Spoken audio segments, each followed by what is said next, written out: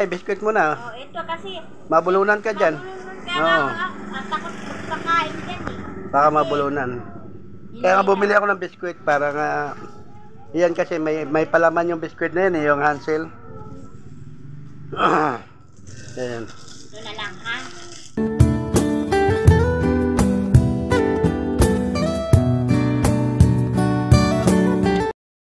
Ayan, magandang araw mga kababayan. Welcome back to my channel, Buhay Relocation Site Vlog. Panibagong araw, panibagong vlog na naman tayo mga kababayan.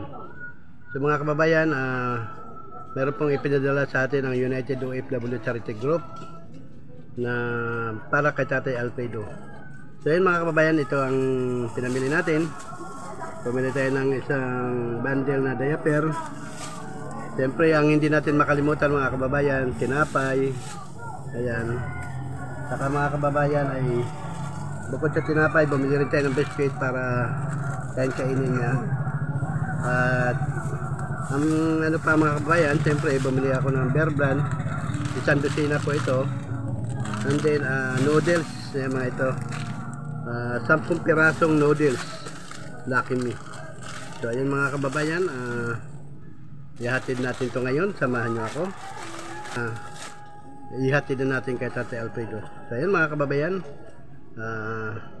siyempre bago ang lahat, shout out muna sa United OFW Charity Group.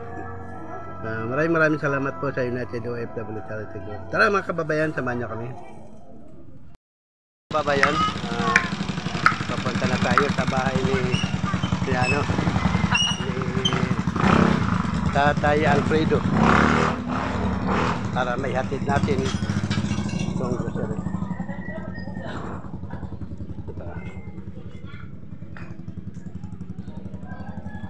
So ayun mga kababayan, nandito na tayo sa bahay ng Tatay Alfredo. Mga kababayan, nandito na tayo. Tao po! Tao po! Nandyan mami mo. Di ba ang agat ang aso mo? Kung may aso. So ayun mga kababayan, papasok tayo.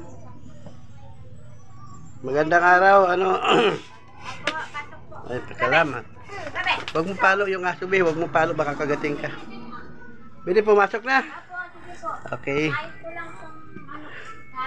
Wow, magandang araw sa lahat. Parang basa dito sa loob. Grabe bang ano? Tubig? Makatas po pag umuulan. Eh bakit kumakatas? Galing mo sa bungta, may bungta.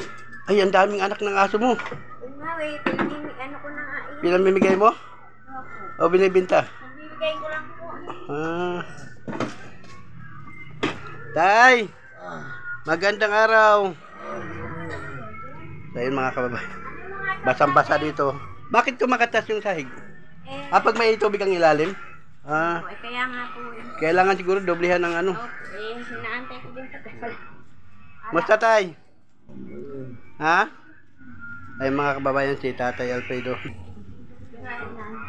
Kamusta na tay? Kamusta na ba sa ano? Kalilinis nga lang. Pinaliguan nyo? Ano lang ko tumuon na, ano eh. Kumain na siya? Oo, kapakain lang namin. Lagi naman yung gutom eh. Bakit? Laging gutom? Kahit kakakain lang gutom? Ito may dala akong diaper. May diaper pa? Buti nga po, ito na lang ang diaper. Yan ba yung pang dala ko dati? O, di ba po nakabili pa? Oo, nakabili pala kayo noon. So tayo ito, may dala akong diaper tayo, saka mayroon ito. Salamat po. Ay, ikaw na ba tinapay? Gaya na, puro tinapay. Mayroon kang gatas dyan tayo. Bumili ako ng isang desinang yung suwak. Saka tinapay, saka noodles, biskwit. Musta na tayo? Kamusta na si ate? Ganun pa rin siya. Ganun pa rin? Parang pahit na pahit ni tatay, ano? Malakas naman kumain. Pero malakas na kumain. Laki naman o yan, laging gutom. Ano nga lang nung anak sabi ko linisan nalinisan na. Kain na naman na ng diaper, pinakain. Napukat. Santabihan mo si tatay. Ano ba tayo? May pag-asa pa ba? Kaya mga kababayan, si tatay payat na makita niyo mga kamay ni tatay. Ano? Pero kumakain naman siya, di ba? Lakas niya kumain. Kumakain naman po siya. Yung higaan niya ng wala na, basta. Ayun nga po. Kasi nga pagka umiihi, kagaya ngayon, inanuhan ko siya ng kumot, ay kapapalit ko lang at pagka tumatas nga, di ba, sa diaper, pumapanghe. Kaya minsan lagi ako may sunrok sa tinaanuhan ko. Tinapay na, baka timpla mo siya ng gatas, yung beer brand. Kakain mo lang Kakain siya Kakain ka tinapay tayo? Ayan. Ayan mga kababayan, ang payat na tatay yung. Tignan yung kamay niya, saka yung paa. Ano ba gusto mo? Ito na lang. Kaya biskwit na lang tayo, biskwit muna. Ito kasi mabulunan ka dyan. Takot pagkain dyan Baka mabulunan. Kaya nga bumili ako ng biskwit para nga yan kasi may palaman yung biskwit na yan yung Hansel. Ayan. Ito na lang ha. So ayun mga kababayan, si Tatay Alfredo yun, na-update na po natin dinala na po natin nagpadala po kasi yung United OFW ng 500 ka ayan na, pinadalang ka.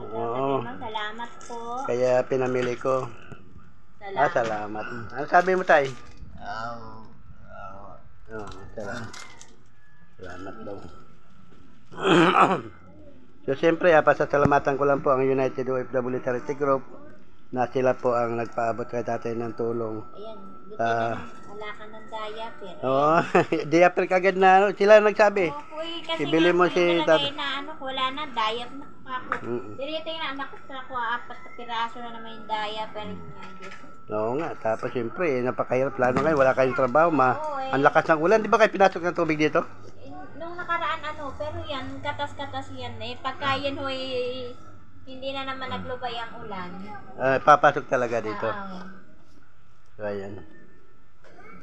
ayan, pasasalamatan ko lang po ang United OFW Charity Group. Siyempre yung aming kasing si Founder Lakay, Johnny Lakay, mga vlogger din po sila na nagpapadala, si co-founder Rick Yang Vlog, siyempre si Ma'am Liwayway Sanchez Mix TV, ayan, si Ma'am British, ayan, at ang nagpadala din po ng pera niyan, si Ma'am Nitz, ayan, si Doc Nas TV, ayan, saka lahat po ng member ng United OFW Charity Group, sila ni Ma'am Joy, Ma'am Josie, si Sir Marcer, si Nance TV, Mix Vlog, ayan, kasama din po namin yan. Si Ma'am Josie, si Ma'am Cathy, ayan, Ma'am Cathy, kumusta na po kayo dyan? Si Ma'am Yor Bicolana, yan, sama-sama po sila lahat na at siyempre, hindi pa kung sino man hindi nabanggit, pasensya na po kayo. Siyempre, dami po ng member ng United OFW Charity Group. Sabi ko lang po, salamat po sa inyong lahat.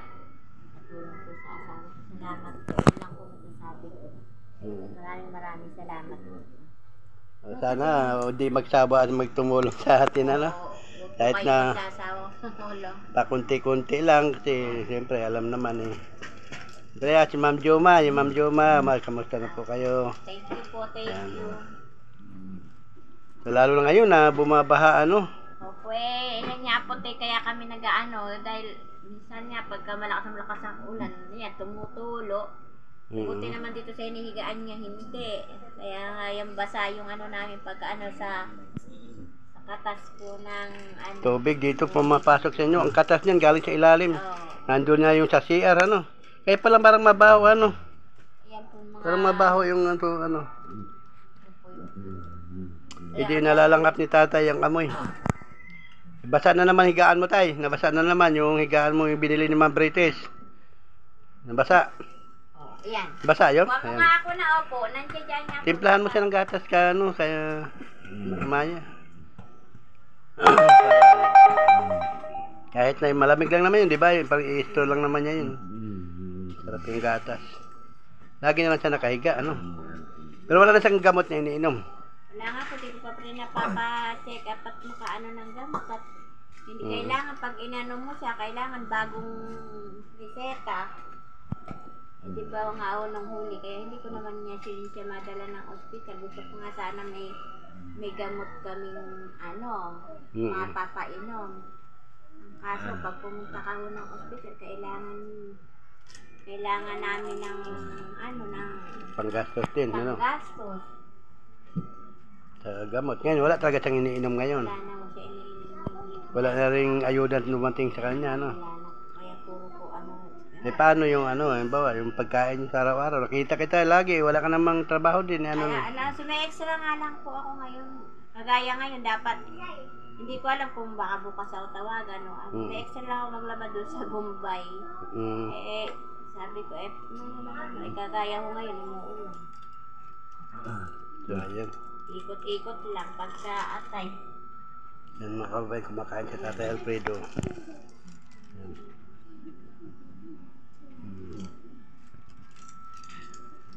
So ayan mga kababayan, naihatid na po natin ang pinadala nyo. Ayan, masaya naman si Tatay Alfredo, ganun pa rin, halos walang pagbabago. Lalong pumapayat mga kababayan. So unang-una, wala naman din silang tapat na pagkikitan. Ilan ang anak mo nag-aaral? Tatlo pa. So talagang sobrang hirap talaga. Mga pambaon-baon mga bata sa araw-araw. Tatlo kailangan na magsipag-aral. Sabi ko sa kanila, mag-aral kayo. Yan lang mayaan ko sa inyo. Oo, yun lang maiwanan Lalo na tatay, wala nang pag-asa talaga na makapagtrabaho. Payat na. Hindi ko alam kung paano mangyayari sa kanya. Butit dumating naman na padala sila, di may diaper naman tayo. Mayroon kang Bear Brand, sabi ko, hindi ko mawala sa isip ko, tinapay ni tatay kasi mahilig ka mga maya. Ano sabi mo? Ano sabi mo tay? Salamat po. Okay. Wala na. Kababayan, maraming salamat po lagi sa walang sawang pagtulong niyo sa kay Tatay Alfredo. Ayan, si Tatay Alfredo. Siyempre po ay hindi po tayo dumating, wala na po siyang diaper. Abuti na lang po at kahit paano. Lalo na po ngayon na bumabagyo, walang hanap buhay. So wala po talagang pag-asa. So siyempre ganun na lang ang aking papasalamat sa inyong lahat. Na sana po ay hindi po kayo magsasawan tumulong sa kay Tatay Alfredo. So, yun nga po. Siyempre, di pa ako magsasawang magpapasalamat sa United OFW Charity Group, Liza Ram TV. Shout out po sa iyo. Siyempre, kay Doc Nas, maraming salamat po. At sa aming founder na si Johnny Lakay, Sir Ricky Vlog, si Ma'am Liway Sanchez Mix TV, Ma'am Princess Pila sa London, si Josie Reyes, ayun, maraming salamat po sa inyo lahat. Si Cathy Lab 25 Vlog, ayan. Si Ma'am Ate Jo, ayan, Ate Jo, Ma'am Gandisa, ayan. May mga kasama po yun, United OFW Charity Group. Si RB Culana, si Nance TV Mix Vlog, siyempre si Sir Marcer, si Ma'am Joymar, si GR888 Kandaw, maraming salamat po. Patuloy po ang pagpatulong niyo po dito sa aming mga kababayan. At siyempre sa lahat po, sino nga po hindi ko nabanggit, pasensya na po kayo. At maraming salamat po sa inyo lahat. So ayan, ate, naipadala na ibigay ko na sa inyo yung panala ng United. Sana po ay ano man po ang nakayanan ay ano masabi niyo sa ating mga kababayan na hanggang ngayon ay tumutulong pa rin sa inyo. Maraming salamat po sa inyo sa pagbibigay niyo po sa asawa ko. Sana po wag kayong magsawa. Salamat po sa inyo. Yun na po ang sasabi ko. Maraming salamat. Okay. Ayan mga kababayan, maraming salamat po.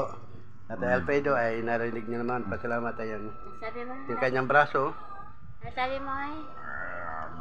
Salamat. Ayan. Thank you rin.